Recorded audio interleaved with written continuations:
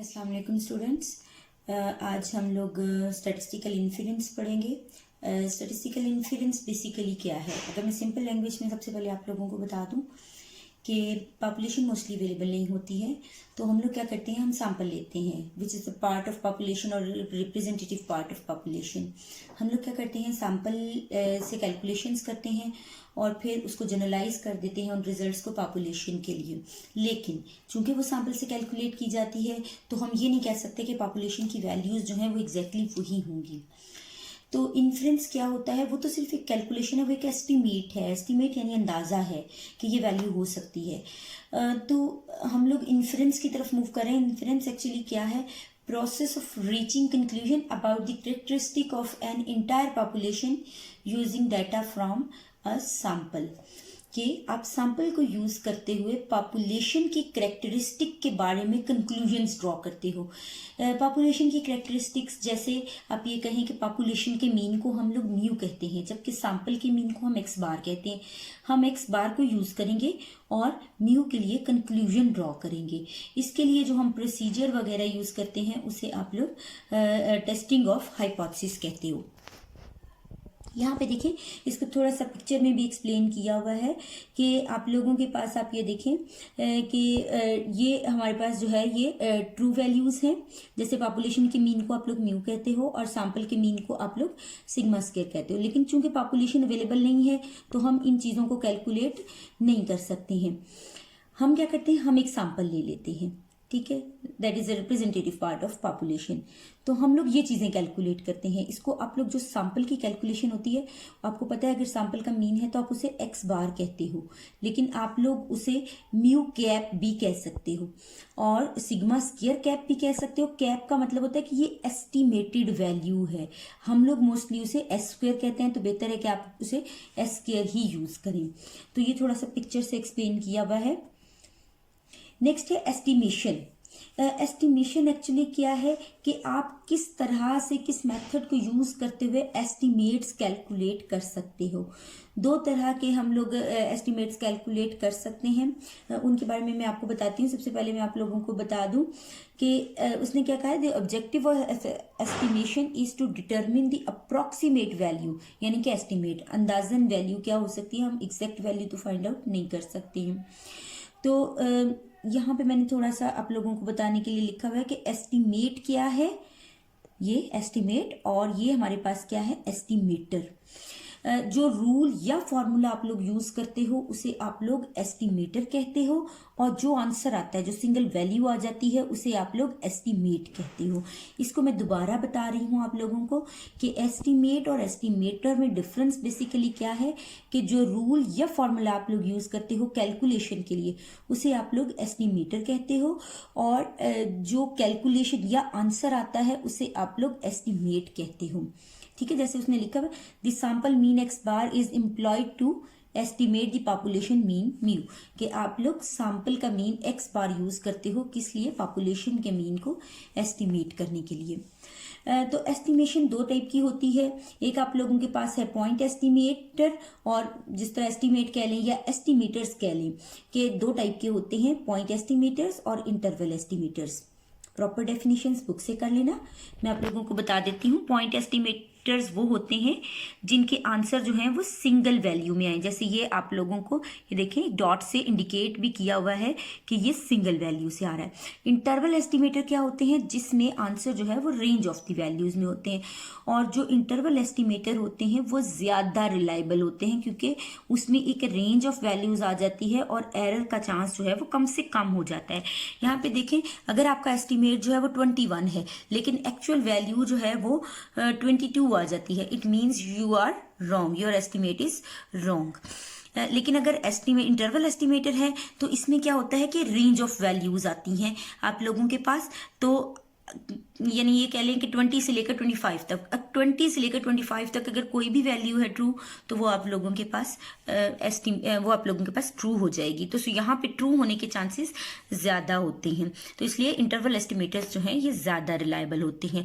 तो यहाँ पे जो अभी तक हमने पढ़े थे, जैसे एक्स बार था, एस स्क्वायर था, जिनके आंसर सिंगल वैल्यू में आते थे, वो आपके पास पॉइंट एस्टिमेट्स थे। अब हम लोगों ने पढ़ने हैं इंटरवल एस्टिमेटर।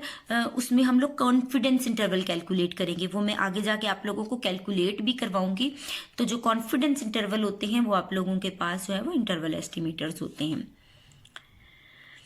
ये भी उसी को थोड़ा सा एक्सप्लेन किया हुआ है। यहाँ पे उसने देखें कि एक्स बार को उसने कहा है कि ये पॉइंट एस्टिमेट है, और ये जो उसने वैल्यूज कैलकुलेट की हुई है बिटवीन 69 एंड 77 मार्क्स, ये वो बता रहा है कि ये क्योंकि एक इंटरवल आ रहा है, तो ये आप लोगों के पास इंटरवल एस्टिमेशन है।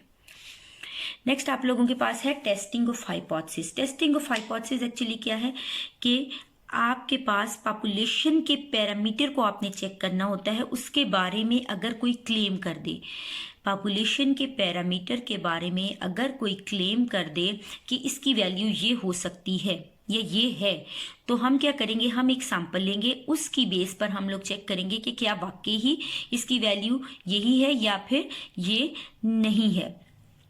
तो इस सारे प्रोसीजर को, यानी आप लोग पॉपुलेशन के पैरामीटर को चेक करते हो on the basis of sample data, और आप कंक्लूजन ड्रॉ करते हो उस पॉपुलेशन के पैरामीटर के बारे में।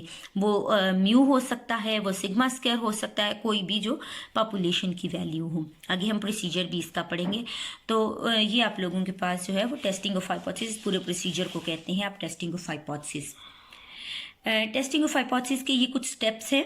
पहले मैं आप लोगों को थोड़ा सा इसका बता दूं, थोड़े लिख के मैं आप लोगों को स्टेप्स बता दूं इसके।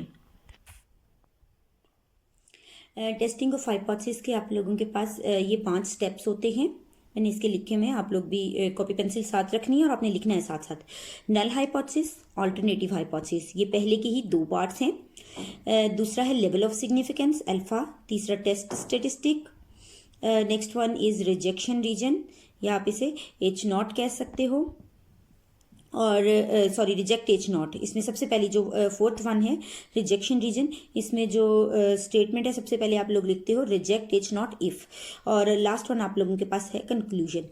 जो पहला इसका है उसको आप लोग कहते हैं null hypothesis and alternative hypothesis. इसमें अपनी आप स्टेटमेंट लिखते हो कि क्या ट्रू है, क्या किस चीज़ को आप चेक करना चाह रहे हो, वो क्वेश्चन आप लोग इस पहले पार्ट में लिखते हो। दूसरे में लेवल ऑफ सिग्निफिकेंस, अल्फा की वैल्यू हम लोग लिखते हैं। अगर अल्फा की वैल्यू गिवन है तो आप वो यूज़ कर लो, अदरवाइज आप लोग इसे 5% यूज़ कर सकते हो। Next is test statistic. Test statistic यहाँ पे हम फॉर्मूला लिखते हैं जिसकी बेस पर हमने चेक करना होता है। रिजेक्शन रीजन में बेसिकली हम लोग डिसाइड करते हैं कि जो क्वेश्चन हमने लिखा था या जो स्टेटमेंट हम चेक करना चाह रहे हैं क्या वो ट्रू है या फिर वो फॉल्स है, और जो भी हम यहाँ पे डिसाइड करते हैं अपने 5th स्टेप यानी कंक्लूजन में हम उसे लिख देते हैं। तो ये हमारे पास जो है वो 5 स्टेप होते हैं। तो हम हाइपोथेसिस कैसे बनाते हैं, इसके लिए अब मैं आप लोगों को जो है ना वो थोड़े से हाइपोथेसिस बना के दिखाती हूँ।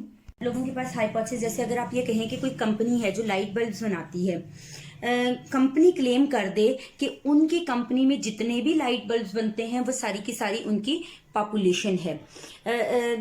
जाहिर है वो सारी सारी उनकी पॉपुलेशन है, तो वो कंपनी क्लेम करे कि एवरेज लाइफ टाइम जो है उनके लाइट बल्ब्स का वो 1100 आवर्स है, लेट्स सपोज, या 1200 आवर्स है। कंपनी ने क्लेम कर दिया कि हमारी कंपनी का एवरेज लाइफ टाइम जो है वो 1100 आवर्स है। अब अगर आप ये देखें कि कंपनी में जितने भी लाइट बल्ब्स बनते हैं वो सारी की सारी उनकी पॉपुलेशन है, तो पॉपुलेशन के मीन को क्या कहते हैं, म्यू कहते हैं। तो एवरेज लाइफ टाइम जो है वो 1200 या 1200 लगा लें, चलें 1200 आवर्स है। तो म्यू यानी एवरेज पॉपुलेशन है उनकी कंपनी में जितने भी लाइट बल्ब्स बन रहे हैं, average life time is equal to 1200 hours. अब हो सकता है ये 1200 आवर्स हो और हो सकता है ये 1200 आवर्स ना हो, तो हमें एक स्टेटमेंट तो ये बन गई, एक इसके एग्जैक्ट ऑपोजिट स्टेटमेंट बनानी है कि अगर पहले वाली ठीक ना हो तो हम दूसरे वाली को ठीक कह दें।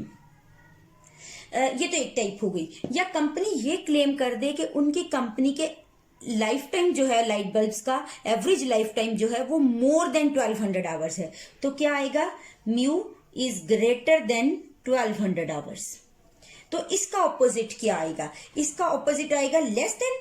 एक तो लेस देन होगा और साथ में इक्वल, क्योंकि यहाँ पे सिर्फ ग्रेटर देन का साइन है, तो पॉसिबल ये भी है कि ये इससे लेस हो या फिर इक्वल हो। तो ऑपोजिट साइड पे हमने लेस देन और इक्वल्स टू लिख दिया। थर्ड पॉसिबिलिटी क्या हो सकती है? Mu is less than 1200 hours और म्यू इज ग्रेटर देन और इक्वल्स टू। ये 3 सेट हैं, किसी भी एक क्वेश्चन में इनमें से कोई भी एक सेट यूज होगा। ऐसा कुछ नहीं है कि क्वेश्चन में नल हाइपोथेसिस गिवन होता है या अल्टरनेटिव हाइपोथेसिस गिवन होता है। इसकी भी मैं डिटेल आप लोगों को बताती हूँ। आप लोगों के पास मैं आप लोगों को बता रही थी कि किसी भी एक क्वेश्चन में इन तीनों में से कोई एक हाइपोथेसिस बनेगा। ये एक दो का सेट है।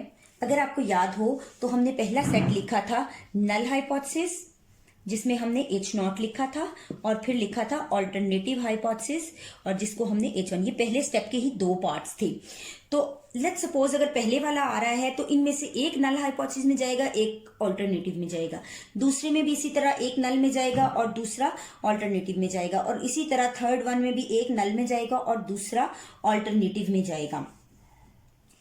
तो आप लोग ये देखें कि हमेशा ऐसा नहीं होता कि नल हाइपोथेसिस गिवन है या अल्टरनेटिव हाइपोथेसिस गिवन है। एक क्वेश्चन में गिवन होता है, दूसरी आपने उसकी एग्जैक्ट ऑपोजिट स्टेटमेंट बना लेनी है। जैसे मैंने आप लोगों को बताया कि यहाँ ग्रेटर देन था तो यहाँ मैंने लेस देन और इक्वल्स टू लिख दिया, यहाँ इक्वल था तो यहाँ मैंने नॉट इक्वल लिख दिया, यहाँ लेस देन था तो ऑपोजिट को मैंने ग्रेटर देन और इक्वल्स टू लिख दिया है। तो अगर हमारे पास पहला सेट यूज हो रहा है तो हमेशा नल हाइपोथेसिस में वो जाता है जिसमें इक्वल साइन हो। तो अगर हम यहाँ पहले वाले में बात करें तो पहले वाले में इक्वल साइन है तो ये H0 यानी नल हाइपोथेसिस में चला जाएगा, और दूसरा अल्टरनेटिव हाइपोथेसिस में। इसी तरह इन दोनों में देखें इक्वल साइन किस में है? ये दूसरे वाले में, तो ये H0 में जाएगा और ये H1 में जाएगा। इसी तरह तीसरे वाले में अगर हम देखें तो ये H0 में जाएगा और ये वाला जो है ये H1 में जाएगा। तो ऐसा नहीं है, मैं दोबारा बता रही हूं कि क्वेश्चन में कोई नल गिवन है या अल्टरनेटिव। क्वेश्चन में एक स्टेटमेंट गिवन होगी वो लिख लेना है और उसकी एग्जैक्ट ऑपोजिट आप लोगों ने लिख लेनी है, और जिसमें इक्वल साइन होगा वो नल हाइपोथेसिस में चले जाएगा और जिसमें इक्वल साइन नहीं होगा वो आपके पास अल्टरनेटिव हाइपोथेसिस